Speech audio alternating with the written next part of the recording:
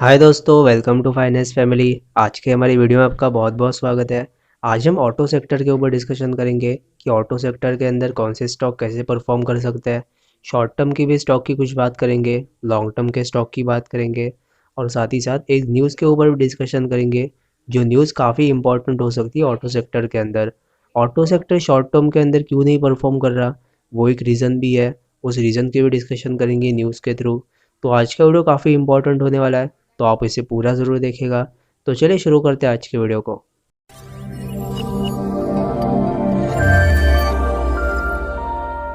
तो सबसे पहले हम ग्रीविस कॉटन का चार्ट देख लेते हैं। ये ग्रीविस कॉटन का मंथली चार्ट है। मंथली चार्ट के अंदर आप देख सकते हो कि पहले एक ट्रेंड था, उसके बाद करेक्शन आ गई। 2011 से लेकर 2014 तक इसमें करेक्शन चल रही थी और उस करेक्शन के बाद एक साल का अप ट्रेंड आ गया, जिसके अंदर ये 2015 के अंदर अप ट्रेंड खत्म हो गया, वापस करेक्शन स्टार्ट हो गई और अब ये फिर से अप ट्रेंड आने की कोशिश हो सकती है। हमने इसकी चर्चा बहुत बार की थी अपने टेलीग्राम चैनल पे भी, यूट्यूब चैनल पे भी। टेलीग्राम चैनल पे हमने ऑलमोस्ट 140 के आसपास अपडेट दे दिया था। तब किसने किसने ये स्टॉक बाय किया हुआ है मुझे कमेंट में ज़रूर बताइएगा। लेकिन एक बार इसका वन डे का चार्ट देख लेता है। वन डे के चार्ट के अंदर आप देख सकते हो कि मार्च से लेकर 2020 के स्टार्टिंग तक बहुत टाइम ये करेक्शन कर रहा था। मूविंग एवरेजेस पूरे स्क्वीज हो चुके थे। बीच में इसने ऊपर निकलने की कोशिश की थी, लेकिन ये ज़्यादा ऊपर जा नहीं पाया, वापस थोड़ा सा नीचे आ गया। ये काफ़ी अच्छी बात होती है और एक तरह से ये भी है कि करेक्शन को थोड़ा एक्सटेंड कर रहा है। प्राइस वाइज ये करेक्शन एक्सटेंड नहीं कर रहा था, टाइम वाइज करेक्शन एक्सटेंड कर रहा था। और उसके बाद बहुत बड़ी अपमूव आ गई बहुत कम टाइम के अंदर। बहुत बड़े रिटर्न इसने दिखाई दिया है, ऑलमोस्ट 70% इसने रिटर्न दे दिया था बस जनवरी के अंदर अभी तक। तो बहुत बड़ी अपमूव इसमें आ सकती है। अभी भी चाहे तो आप इसे बाई कर सकते हो, क्योंकि करेक्शन कर रहा है 2015 से। 15 से लेकर अभी तक करेक्शन कर रहा था। वो मूव अभी तक ख़त्म नहीं हुई, बहुत बड़ी अपमूव अभी तक इसमें बाकी है। और इलेक्ट्रिक व्हीकल के अंदर भी कोई मूवमेंट आती है, या फिर उसके अंदर भी कोई चार्जेस आते हैं, या फिर उसके अंदर थोड़ी स्कीम लॉन्च होती है। इलेक्ट्रिक व्हीकल्स के अंदर भी ये एक्टिव पार्ट हो है। तो इलेक्ट्रिक व्हीकल्स के लिए आप ग्रीविस कॉटन को बाय कर सकते हो। फ्यूचर में काफ़ी अच्छा परफॉर्मेंस ये दे सकता है। अब ये स्टॉक था जो कि आउट परफॉर्म कर सकता था, यानी कि ग्रीविस कॉटन। अब इसके बाद और दो चार्ट देख लेते हैं जो कि अंडर परफॉर्मेंस दे सकते हैं। इन दोनों के अंदर उतनी कंफर्मेशन नहीं आई अभी तक, लेकिन इसके अंदर ये पॉसिबिलिटी है कि अंडर परफॉर्मेंस हो सकती है। तो सबसे पहले अमरा राजा बैटरी का चार्ट देख लेते हैं। अमरा राजा बैटरी के अंदर ऑलमोस्ट 2015 से करेक्शन चल रही थी। जो ट्रेंड लाइन हमने यहाँ पर ऊपर मार्क की हुई है, वो ट्रेंड लाइन काफ़ी दूर है। बीच में इसने ऊपर लेने की कोशिश की थी, रेजिस्टेंस के पास गया था, लेकिन ब्रेकआउट ये दे नहीं पाया। वहाँ पर इसने रेजिस्टेंस फेस की और काफ़ी नीचे आ चुका ही है। अगर ये मंथली टाइम फ्रेम पर आ जाता है करेक्शन को पूरा करने, तो मंथली टाइम फ्रेम यहाँ से काफ़ी दूर है, 200 ए में काफ़ी दूर है। तब अगर वहाँ पर आता है तो प्राइस वाइज करेक्शन और टाइम वाइज करेक्शन दोनों ही एक्सटेंड हो सकती है। और अगर ऐसा होता है तो उसके लिए हमें बहुत बार तैयार रहना पड़ेगा, या फिर इसको हम बाई नहीं कर सकते, बस हमें वेट एंड वॉच करने की ज़रूरत है। लेकिन एक बार अगर ये आ जाता है मंथली टाइम फ्रेम पर 200 एम पर, तो एक बार कंफर्मेशन आ जाएगी कि कंफर्मेशन के अंदर ये बहुत बड़ा टाइम लगा सकता है। और ये भी पॉसिबल है कि 2023 के एंड तक ही ज़रा भी परफॉर्म ना करे। तो ये काफ़ी बड़ा टाइम हो सकता है अंडर परफॉर्मेंस का। तो इसके लिए हमें वेट एंड वॉच करना है। तो एक बार एक्सजेट का चार्ट देख लेते हैं। ये भी एग्जैक्ट इंडस्ट्रीज़ का डेली चार्ट है। हालांकि इसके अंदर करेक्शन बहुत बड़ी हो रही थी, ऑलमोस्ट ये 2010 से लेकर अभी तक करेक्शन कर रहा था। हालांकि टॉप थोड़ा सा ऊपर लग चुका है, लेकिन करेक्शन एक्चुअली 2010 से स्टार्ट हुई है, ना कि ये टॉप से। अगर आप इसका पहले का चार्ट देखो तो 2010 से लेकर 2016 तक ये एक ही रेंज के अंदर काम कर रहा था। बीच में इसने ऊपर निकलने की कोशिश की, लेकिन 2018 के अंदर टॉप लग गया, वापस ये फिर से नीचे आ चुका है। तो नीचे आने के बाद ये एक्चुअली 2010 से करेक्शन कर रहा है। तो बहुत बड़ी करेक्शन ये पहले से कर जाए। ये चीज़ भी पॉसिबल है कि इसके अंदर और बहुत करेक्शन बढ़ सकती है। अगर इसके अंदर भी करेक्शन बढ़ती है, हमारा राजा बैटरी वो भी आता है 200 एम पर, तो दोनों के अंदर टाइम वाइज और प्राइस वाइज दोनों ही करेक्शन और एक्सटेंड हो सकती है। तो हम दोनों की वेट एंड वॉच करेंगे कैसी मूवमेंट आती है। लेकिन एक बार अगर ये नीचे आना शुरू कर गए, तो उसके लिए वेट एंड वॉच नहीं करना, तो इसके बाद कन्फर्मेशन आ जाएगी कि ये बहुत बड़ी करेक्शन के अंदर एंटर कर सकता है। तो एक बार टाटा मोटर का चार्ट देख लेते हैं। ये टाटा मोटर का डेली चार्ट है। डेली चार्ट के अंदर ये फरवरी से लेकर नवंबर तक करेक्शन कर रहा था। बीच में इसने ब्रेकआउट भी दे दिया। तब भी हमने अपने चैनल पे एसएम बुलेटिन के थ्रू अपडेट दे दिया था। तब किसने किसने टाटा मोटर्स बाय किया लॉन्ग टर्म के लिए मुझे कमेंट में ज़रूर बताइएगा। टाटा मोटर्स आने वाले टाइम के अंदर बाकी ऑटो स्टॉक को काफ़ी अच्छा आउट परफॉर्मेंस दे सकता है। क्योंकि ये करेक्शन कर रहा है 2015 से, और बाकी आउट ऑफ स्टॉक अगर आप देखो तो 2017-18 से करेक्शन कर रहा है। तो बहुत बड़ी करेक्शन इसमें हो चुकी है, अब इसमें जाके अपमूव आ सकती है। लेकिन इसका मतलब ये नहीं है कि कोई भी स्टॉक अगर बहुत बड़ी करेक्शन कर रहा है, बहुत बड़ा अंडर परफॉर्मेंस कर रहा है, जैसे कि सुजलॉन, येस बैंक, आरकॉम, तो उसके अंदर भी अपमूव आ सकती है। ये क्वालिटी स्टॉक के एप्लीकेबल होता है, ना कि कोई छोटे स्टॉक के ऊपर। जैसे कि आईटीसी के अंदर ये एप्लीकेबल हो सकता है कि वो बहुत बड़ी अंडर परफॉर्मेंस कर रहा है, जैसे उसके अंदर करेक्शन ख़त्म होती है तो उसके अंदर भी अपमूव आ सकती है। यही चीज़ टाटा मोटर्स के ऊपर एप्लीकेबल है, ये भी करेक्शन कर रहा है और इसके अंदर अपमूव आ सकती है। तो इसके में अभी चाहे तो इसे बाई कर सकते हो लॉन्ग टर्म के लिए। लॉन्ग टर्म के लिए बहुत अच्छा स्टॉक ही साबित हो सकता है। लेकिन अगर आप ध्यान से देखो तो शॉर्ट टर्म के अंदर ये एक रेजिस्टेंस फेस कर रहा है। जैसे ये रेजिस्टेंस पार होगा, हम चाहे तो तभी बाई कर सकते हैं, या फिर अगर ये नीचे आ जाता है मूविंग एवरेजेस को स्क्वीज करने छोटे टाइम फ्रेम पर, तभी भी हम इसे बाई कर सकते हैं। हमें इसे वेट एंड वॉच करना है कि कैसी मूवमेंट आती है शॉर्ट टर्म के अंदर। लेकिन अगर आप लॉन्ग टर्म के लिए बाई करना चाहते हो तब कोई प्रॉब्लम नहीं है, अभी भी चाहे तो आप इसे बाई कर सकते हो। मैं यहाँ पर जो भी स्टॉक डिस्कस कर रहा हूँ वो बस एजुकेशनल पर्पज़ के लिए है। अगर आपको बाई और सेल पोजीशन बनानी है तो अपनी फाइनेंशियल एडवाइज़र की सलाह ज़रूर लें। और दो चार्ट देख लेते हैं जो कि काफ़ी सिमिलर है। सबसे पहले जो लीडर स्टॉक है यानी कि मारुति, उसका चार्ट देख लेते हैं। ये 2018 से लेकर अभी तक करेक्शन कर रहा है। बीच में इसने ट्रेंड लाइन पार करने की कोशिश की थी, लेकिन ये फिर से नीचे आ चुका है। तो जैसे ही 8300 का लेवल पार होगा, इसके अंदर ब्रेकआउट कन्फर्म हो जाएगा, हम वो टाइम इसे बाई कर सकते हैं। लॉन्ग टर्म के लिए काफ़ी अच्छा स्टॉक ही साबित हो सकता है, और परफॉर्मेंस भी इसकी काफ़ी अच्छी हो सकती है। ऑटो सेक्टर, इंफ्रास्ट्रक्चर और मेटल, ये तीनों ही आने वाले टाइम के अंदर काफ़ी अच्छे आउट परफॉर्मेंस दे सकता है, और ख़ास करके मेटल सेक्टर, क्योंकि मेटल सेक्टर के अंदर बहुत बड़ी करेक्शन ही पूरी कर चुका है। अगर हम सेकंड नंबर की बात करें तो उसके अंदर आता है इंफ्रास्ट्रक्चर, वो भी काफ़ी बड़ी करेक्शन पूरी पूरी कर चुका है। और थर्ड नंबर पर आता है ऑटो सेक्टर। ऑटो सेक्टर के अंदर भी बहुत बड़ी करेक्शन पूरी हो चुकी है। अगर आप इनको बाय करना चाहते हो तो इसे बाय कर सकते हो, शॉर्ट टर्म के लिए और लॉन्ग टर्म के लिए काफ़ी अच्छी परफॉर्मेंस ये दे सकता है। साथ ही साथ स्मॉल कैप के अंदर और मिड कैप के अंदर भी काफ़ी चीज़ चाल आ सकती है, लॉन्ग टर्म के लिए काफ़ी अच्छा ये परफॉर्मेंस दे सकते हैं। और आने वाले 2022 और 23 के अंदर स्मॉल कैप और मिड कैप, ये दोनों ही निफ्टी को काफ़ी अच्छा आउट परफॉर्मेंस दे सकते हैं, बहुत बड़े मार्जिन से। तो उसके अंदर आप बाई कर सकते हो। तो एक बार आयशर मोटर का चार्ट देख लेता है। आयशर मोटर्स का चार्ट और मारुति का चार्ट काफ़ी सिमिलर है, लेकिन आयशर मोटर का चार्ट थोड़ा ज़्यादा वीक है अगर हम मारुति से कंपेयर करें तो। मारुति के अंदर 2018 से करेक्शन स्टार्ट हो गई, और आयशर मोटर्स के अंदर 2018 के ज़रा पहले से करेक्शन कर रहा था। मारुति अभी निकलने की कोशिश कर रहा है, लेकिन आयशर मोटर्स अभी भी काफ़ी दूर है अपने रेजिस्टेंस से। जैसे इसके अंदर ब्रेकआउट आएगा, कंफर्मेशन आ जाएगी, हम इसे भी बाई कर सकते हैं। पहले ही काफ़ी मल्टीबैगर रिटर्न दे चुका है, और अभी भी काफ़ी अच्छा रिटर्न दे सकता है। हमें वो स्टॉक चूज़ करना है, और लॉन्ग टर्म के अंदर जिसने बहुत बड़े रिटर्न दे चुके होंगे और उसके बाद ये बहुत बड़ी करेक्शन के अंदर एंटर कर चुका है, वैसे स्टॉक हमें चूज़ करना है। करेक्शन कहाँ पर ख़त्म होती है और उसके बाद हम अपमूव एक्सपेक्ट कर सकते हैं। जैसे ही कोई बड़ी करेक्शन ख़त्म होती है और उसके बाद बड़ी अपमूव भी आ सकती है, तो हमें वो स्टॉक चूज़ करना है जिसके अंदर मल्टीबैगर रिटर्न दे सकते हैं। तो एक बार स्वराज इंजन्स का चार्ट देख लेते हैं। ये स्वराज इंजन्स का वीकली चार्ट है। वीकली चार्ट के अंदर 2017 और 18 के मिड से ही करेक्शन कर रहा है। वहाँ पर जो टॉप लग चुका था वहाँ से करेक्शन स्टार्ट हो गई। Swaraj engines actually Mahindra and Mahindra का वेंचर कंपनी है, तो इसके अंदर भी अपमूव आ सकती है। महिंद्रा एंड महिंद्रा जो ट्रैक्टर्स बनाता है, स्वराज ट्रैक्टर्स आपने बहुत बार सुना होगा, वो इसी का प्रोडक्ट है। तो उसके बाद बीच में काफ़ी नीचे आ चुका था, लेकिन अभी जाकर ये मूविंग एवरेजेस के ऊपर टिक चुका है। तो एक बार इसका डेली चार्ट देख लेते हैं। डेली चार्ट के अंदर आप देख सकते हो कि बहुत बड़ी करेक्शन ही कर रहा है। जैसे इसके अंदर ब्रेकआउट आएगा, हम इसे बाई कर सकते हैं। लॉन्ग टर्म के लिए काफ़ी अच्छा स्टॉक ये साबित हो सकता है। आप चाहे तो अभी इसे बाई कर सकते हो, आप ब्रेकआउट इसमें आ सकता है। और अगर आप इसे अभी बाय करना चाहते हो तो 1590 के आसपास आप इसे स्टॉप लॉस लगा सकते हो, जहाँ पर एक सपोर्ट कैलकुलेट होकर आ रहा है। जैसे ही स्टॉप लॉस लगा दोगे, उसके अंदर जैसे नीचे क्लोजिंग आ जाएगी तब आप एग्जिट कर सकते हो। लेकिन अगर स्टॉप लॉस के आसपास आता है, रिटेस्टिंग करने की कोशिश करता है, तब भी कोई प्रॉब्लम नहीं है।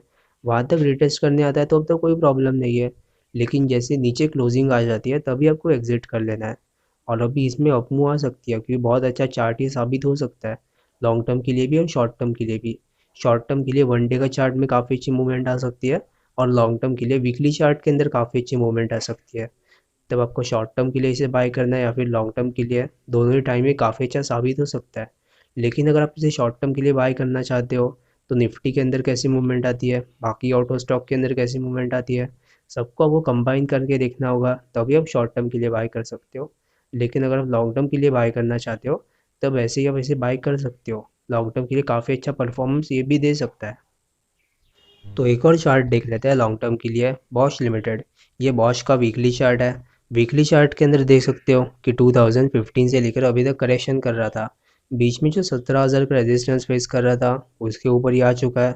ब्रेकआउट इसने दे दिया कन्फर्मेशन, और ब्रेकआउट इसने रेजिस्टेंस के रूप में भी नहीं दिया, मूविंग एवरेजेस के भी ऊपर ये टिक चुका है। अगर यहाँ पर और थोड़ा टाइम बिता सकता है और थोड़ा टाइम पास हो जाता है, ऊपर निकलने की कोशिश करता है, तो उसके बाद मूविंग एवरेजेस पूरी तरह से क्रॉस ओवर हो जाएंगे। और अगर आप इसका मंथली चार्ट देखो तो मंथली चार्ट के अंदर भी मूविंग एवरेजेस का क्रॉस ओवर हो चुका है, मूविंग एवरेजेस के ऊपर ये टिक चुका है। तो वैसे ही आप इसे बाय कर सकते हो, मंथली चार्ट और वीकली चार्ट दोनों ही काफ़ी अच्छे हैं लॉन्ग टर्म के लिए। अगर आप इसे बाय करना चाहते हो लॉन्ग टर्म के लिए तो वीकली टाइम फ्रेम पर 200 EMA पर आप इसे स्टॉप लॉस लगा सकते हो, जो कि काफ़ी अच्छा लेवल साबित हो सकता है। आप इसे लॉन्ग टर्म के लिए बाय कर सकते हो कि लॉन्ग टर्म के लिए जो भी फ्लेक्स इंजिन ऐड होंगे इंडिया में ऑटो सेक्टर के अंदर, ऑटो सेक्टर के जो फ्लेक्स इंजिन होंगे वो भी बॉश कंपनी के थ्रू ऐड होंगे। ऑलमोस्ट ये एक ही कंपनी है जो कि फ्लेक्स इंजिन प्रोड्यूस कर सकती है, और फ्लेक्स इंजिन्स काफ़ी अच्छा साबित हो सकते हैं। यहाँ तक कि शुगर शुगर सेक्टर भी काफ़ी अच्छा परफॉर्मेंस दे सकता है, और बॉश लिमिटेड के अंदर भी अपमूव आ सकती है। तो चाहे तो आप इसे बाय कर सकते हो लॉन्ग टर्म के लिए। तो एक बार भारत फोर्ज का चार्ट देख लेते हैं। भारत फोर्ज की चर्चा हमने पहले भी की हुई थी। अगर आप हमारे एसएम बुलेटिन के रेगुलर व्यूअर हो तब आप जान चुके होंगे, जब नवंबर के अंदर ये 800 के ऊपर खड़ा था तब हमने चर्चा की हुई थी कि एक बार इसको 200 EM पर आता है, वहाँ पर कंसोलिडेशन होगी, फिर जब मूविंग एवरेजेस स्क्वीज हो जाएंगे तब हम इसे बाय कर सकते हैं। तब ये 200 EM पर आ चुका है, वहाँ से थोड़ा सा नीचे भी चला गया था क्योंकि मार्केट में थोड़ी गिरावट आ गई थी, लेकिन उसके बाद मूविंग एवरेजेस तो पूरे स्क्वीज हो चुके हैं और अपमूव भी इसमें आ चुकी है। तब हम चाहे तो अभी भी इसे बाय कर सकते हैं। ये जो लो लग चुका है यहाँ पर, जो प्रीवियसली इसमें फॉल आया था उस फॉल का लो लग चुका है, उस पर आपको स्टॉप लॉस लगा देना है। जैसे ही स्टॉप लॉस कटेगा आप इसमें एग्जिट कर सकते हो, लेकिन अभी तक ये स्टॉप लॉस कटने के चांसेस काफ़ी कम है। तो हम चाहे तो इसे शॉर्ट टर्म के लिए और लॉन्ग टर्म के लिए बाय कर सकते हैं। अगेन इसमें भी वही बात होती है कि अगर आप इसे शॉर्ट टर्म के लिए बाय करना चाहते हो तो बाकी स्टॉक और निफ्टी इनको भी आपको ट्रैक करते रहना है कैसे परफॉर्मेंस आती है। लेकिन अगर आप लॉन्ग टर्म के लिए इसे बाय करना चाहते हो तब तो कोई प्रॉब्लम नहीं है, लॉन्ग टर्म के लिए ये स्टॉक काफ़ी अच्छा परफॉर्मेंस दे सकता है। तो एक बार एस्कॉर्ट का चार्ट देख लेते हैं। ये एस्कॉर्ट का डेली चार्ट है। हम इसे पूरी तरह से टाइम वाइज करेक्शन मान सकते हैं, ये प्राइस वाइज करेक्शन नहीं है, पूरी तरह से टाइम वाइज करेक्शन है। और उसके अंदर देख सकते हो कि 200 EMA के थोड़ा नीचे आने की कोशिश की थी, लेकिन ये नीचे टिक नहीं पाया, नीचे इसने सपोर्ट भी ले ली और बाद में फिर से रिकवर करता रहा। हम इसे ब्रेकडाउन नहीं मान सकते हैं क्योंकि ये ब्रेकडाउन नहीं है। ब्रेकडाउन हम तभी मानेंगे या नीचे जाता है, नीचे सस्टेन हो जाता है और नीचे ही गिरावट होती है और अगले टाइम फ्रेम पर एंटर कर सकता है, तभी हम इसे ब्रेकडाउन मान सकते हैं, ना कि इस चीज़ को हम ब्रेकडाउन मानेंगे। अगर आप इसका लॉन्ग टर्म का चार्ट देखो तब लॉन्ग टर्म के अंदर ये ऑलमोस्ट 2000 से लेकर 2016 तक ऑलमोस्ट ये 16 साल की करेक्शन कर रहा था, जिसके अंदर कप एंड हैंडल पैटर्न भी फॉर्म हुआ है। तब उसके अंदर बहुत बड़ी चाल अपनी आ सकती है, और बहुत बड़ी चाल अभी से भी आ सकती है इसके अंदर, क्योंकि करेक्शन ये पहले से पूरी कर चुका है। लेकिन अगर आप इसमें देखो वनडे के चार्ट के अंदर, तो पहले इसमें अपमूव आ गई, बाद में छोटी सी करेक्शन आ गई, फिर इसमें अपमूव आ गई, बाद में थोड़ी सी छोटी सी करेक्शन कर रहा है। तब इसके अंदर भी शॉर्ट टर्म के अंदर थोड़ी अपमूव आ सकती है। लेकिन अगर ऐसे लॉन्ग टर्म के लिए बाय करना चाहते हो तब लॉन्ग टर्म के लिए बाकी ऑप्शन भी आपके पास अवेलेबल है, जो कि काफ़ी अच्छी करेक्शन कर रहा है। लेकिन अगर लॉन्ग टर्म के लिए फिर भी इसे रखना चाहते हो तब भी काफ़ी अच्छी परफॉर्मेंस दे सकता है। जैसे ही छोटे टाइम फ्रेम के अंदर ये वाली करेक्शन खत्म होती है तो हम इसे बाय कर सकते हैं। शॉर्ट टर्म के लिए या फिर स्विंग ट्रेड के लिए काफ़ी अच्छा स्टॉक ये साबित हो सकता है। तो एक बार महिंद्रा एंड महिंद्रा का चार्ट देख लेते हैं।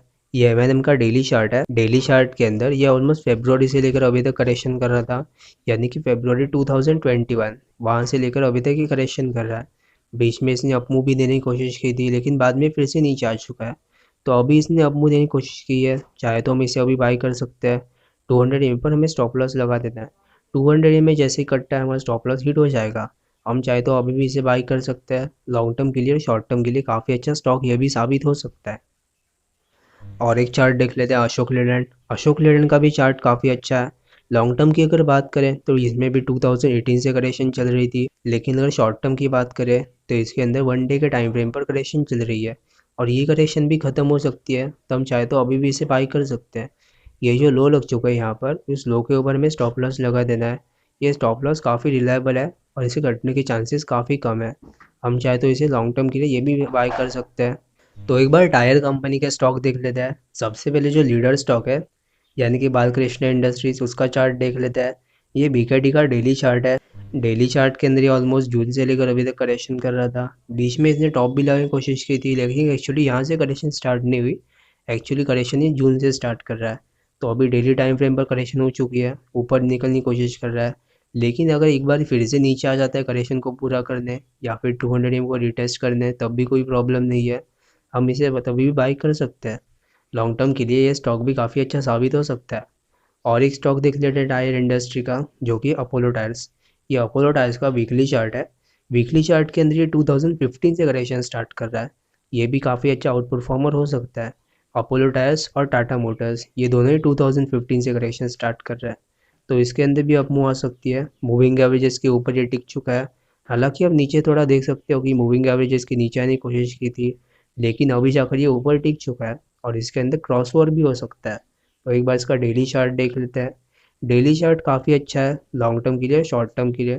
जिसने हमें सपोर्ट यहाँ पर मार्क की हुई थी, सपोर्ट को अच्छे से रिटेस्ट कर रहा है, अच्छे से इसके लेवल फॉर्म हो रहा है और अभी इसमें अप मूव आ सकती है। तब चाहे तो इसे अभी बाय कर सकता है। बीकेडी और अपोलो टायर्स दोनों ही काफ़ी अच्छा साबित हो सकता है, लॉन्ग टर्म के लिए भी और शॉर्ट टर्म के लिए भी। तो एक बार सी एट टायर्स का चार्ट देख लेते हैं। ये सी एट टायर्स का डेली चार्ट है। डेली चार्ट के अंदर ये पहले से ही मूविंग एवरेज स्क्वीज कर रहा था, ऊपर निकलने की कोशिश की थी। हम इसकी बहुत बार चर्चा कर चुके हैं, लेकिन ये ऊपर जा नहीं रहा, फिर से नीचे आ चुका है। बीच में इसके रिजल्ट भी लगे थे। रिजल्ट के टाइम ये बहुत बड़ी गैप डाउन हो चुका था और उसके बाद भी ये पूरा रिकवर हो चुका है। तो कभी कभी ये पॉजिटिव चांस भी देता है और ये काफ़ी अच्छा नेगेटिव भी हो सकता है।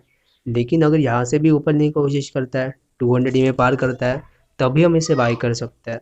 लॉन्ग टर्म के लिए और शॉर्ट टर्म के लिए ये स्टॉक काफ़ी अच्छा साबित हो सकता है। हालांकि ये स्मॉल कैप चार्ट है, तो स्मॉल कैप भी आउट परफॉर्म कर सकता है, तो सी एट टायर्स के अंदर भी आउट परफॉर्मेंस आ सकती है। हमें इसे अभी वेट एंड वॉच करने की ज़रूरत है। जैसे 200 में पार होगा तभी हम इसे बाई कर सकते हैं। लॉन्ग टर्म के लिए काफ़ी अच्छा स्टॉक ये हो सकता है। लेकिन 19 जनवरी को इसके रिज़ल्ट लगने वाला है। हमें रिज़ल्ट को भी देखते रहना है कि रिज़ल्ट के टाइम कैसी मूवमेंट आती है, तभी हम इसे डिसाइड करते रहेंगे। तो एक बार एमआरएफ का चार्ट देख लेते हैं। ये एमआरएफ का डेली चार्ट है। डेली चार्ट के अंदर इसने भी सपोर्ट तोड़ दी, इसने नीचे आने की कोशिश की, लेकिन नीचे ये भी टिक नहीं पाया। इसने भी ऊपर निकलने की कोशिश कर रहा है, तो एक बार ये भी ऊपर नहीं कोशिश कर सकता है। जैसे इसके अंदर भी 200 में पार होगा, तब हम इसमें बाय पोजीशन बना सकते हैं। ये भी काफ़ी अच्छा स्टॉक साबित हो सकता है। तो एक न्यूज़ की बात कर लेते हैं, जो कि काफ़ी इम्पोर्टेंट है ऑटो सेक्टर के लिए। आपने बहुत बार ये सुना होगा सेमीकंडक्टर की शॉर्टेज चल रही है, सेमीकंडक्टर्स ना होने के कारण गाड़ियाँ मैन्युफैक्चर नहीं हो पा रही है। गाड़ियों के अंदर जो सेमीकंडक्टर्स लगते हैं उनकी काफ़ी कमी है, तो इसके अंदर गाड़ियाँ मैन्युफैक्चर्स के अंदर प्रॉब्लम हो रही है। डिमांड साइड में ये प्रॉब्लम नहीं है, ये सब प्रॉब्लम है सप्लाई साइड के रिलेटेड। लेकिन अब जाकर ये न्यूज़ सामने आ रही है कि गवर्नमेंट ने ऑलमोस्ट 76,000 के पीएलआई स्कीम लॉन्च की है। पीएलआई यानी कि प्रॉफिट लिंक इनिशिएटिव, जिसके अंदर गवर्नमेंट हेल्प करेगी मैन्युफैक्चरर्स को उनका प्लांट सेटअप करने के लिए। जैसे ही प्लांट सेटअप होगा मैन्युफैक्चरिंग स्टार्ट हो जाएगी, लेकिन इसके लिए 2-3 साल और लगने हैं। तो शॉर्ट टर्म के लिए ये चीज़ एप्लीकेबल नहीं है। लेकिन अगर शॉर्ट टर्म की बात करें तो शॉर्ट टर्म के अंदर प्रॉब्लम आ सकती है। प्रॉब्लम ये है कि शॉर्टेज, जैसे ही शॉर्टेज ख़त्म होगी तो ऑटो सेक्टर के अंदर भी रिकवरी आ सकती है। लेकिन शॉर्ट टर्म के अंदर ये प्रॉब्लम ख़त्म नहीं हो सकती। लॉन्ग टर्म के लिए 2-3 साल बाद ही मैन्युफैक्चरिंग स्टार्ट होगी। लेकिन अगर बाहर से कोई इंपोर्ट में प्रॉब्लम नहीं आती, तब इसमें ऑटो सेक्टर में काफ़ी अच्छी मूव आ सकती है। क्योंकि अगर हम बात करें कि ऑटो सेक्टर के अंदर 1-2 साल के ऑर्डर्स पेंडिंग है, आप में से कुछ लोगों ने ये चीज़ नोटिस की होगी कि अगर आप अभी गाड़ी बाय करते हो तो उसके लिए 1-1 साल का वेटिंग पीरियड है। ये वेटिंग पीरियड इसलिए है क्योंकि सप्लाई साइड के अंदर प्रॉब्लम है। अगर डिमांड साइड के अंदर प्रॉब्लम होती तब ये वेटिंग पीरियड होता ही थी। प्रॉब्लम सप्लाई साइड है। जैसे ही सप्लाई साइड ठीक होगी तो वेटिंग पीरियड भी ख़त्म हो जाएगा और ऑटो सेक्टर के अंदर बहुत बड़ी बूम आ सकती है, बहुत ही शॉर्ट टर्म के अंदर। तब शॉर्ट टर्म के अंदर जैसे ही बूम आती है, स्टॉक के अंदर भी काफ़ी अच्छी मूवमेंट आ सकती है। तो हमें इसे वेट एंड वॉच करने कैसी मूवमेंट आती है। लेकिन अगर पीएलआई स्कीम की बात करें, जहाँ से मैन्युफैक्चरर स्टार्ट हो रहा है, पीएलआई स्कीम से सेमीकंडक्टर के ऊपर एप्लीकेबल नहीं है। यहाँ तक कि स्पेशलाइज स्टील मैन्युफैक्चरिंग के अंदर, इलेक्ट्रॉनिक मैन्युफैक्चरिंग, उसके अंदर भी एप्लीकेबल है। तो इलेक्ट्रॉनिक्स के अंदर भी इंडिया के अंदर काफ़ी बड़ी मैन्युफैक्चरिंग स्टार्ट हो सकती है, तो इससे रिलेटेड काफ़ी अच्छा परफॉर्मेंस भी हो सकता है। हमें यहाँ पर भी वेट एंड वॉच करने की ज़रूरत है कि कैसी मूवमेंट आती है। लेकिन ऑटो सेक्टर के अंदर हम अपडेट करते रहेंगे टेलीग्राम चैनल पे भी, यूट्यूब चैनल पे भी, कि कैसी मूवमेंट इसमें आ सकती है। तो आज के वीडियो में बस इतना ही। अगर आपको आज का वीडियो पसंद आया हो तो इसे लाइक ज़रूर कीजिएगा और अपने दोस्तों के साथ भी ज़रूर शेयर कीजिएगा, ताकि उनको भी सिंपल नॉलेज फ्री में मिल सके। Thank you.